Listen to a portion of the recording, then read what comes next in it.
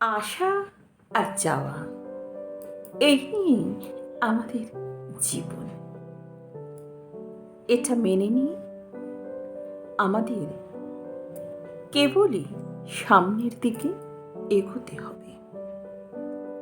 সকলে থাকার জন্য আসে না, এটা মেনে নিয়ে যে থাকতে শিখে যাবে সেই আসলে টিকে যাবে।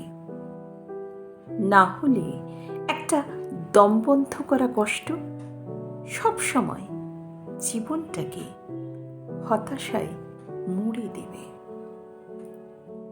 মন ভাঙা মানুষগুলো না বড্ড চুপচাপ হয়। কারণ কি জানেন তো? আসলে তারা আর কাউকে কিচ্ছুটি বলতে চায় না। কারণ তারা জানে কাউকে কিছু বলে কিচ্ছুটি লাভ নেই। প্রত্যাশা যত কম বেঁচে থাকা যায় তত আনন্দে। কারণ প্রত্যাশা কেবলই ব্যথা বাড়ায়। প্রত্যাশা করে না পেলে হতাশা আসে জীবনে। তাই একসময় প্রত্যাশা করা বন্ধ করে দেয়, কিন্তু ভেতরে ভেতরে একটা গভীর শূন্যতা অনুভব করে। প্রকাশ না করলেও ভেতরে ভেতরে গুমড়ে মরে। একটা বুক ফাটা আর্তনাদ বুকটাকে ফালা ফালা করে দেয়।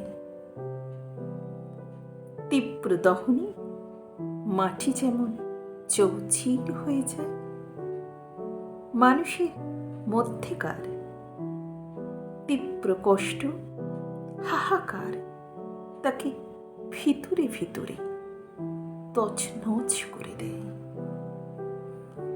তবু সে কারোর কাছে কিচ্ছুটি প্রকাশ করে না, কারোর কাছে গিয়ে বলে না আমি ভীষণ কষ্টে আছি। কারণ আগেও সে বলেছিল, বিনিময়ে পেয়েছিল কারোর কাছে একটু করুণা, অথবা কারোর কাছে কঠিন বিদ্রোহ।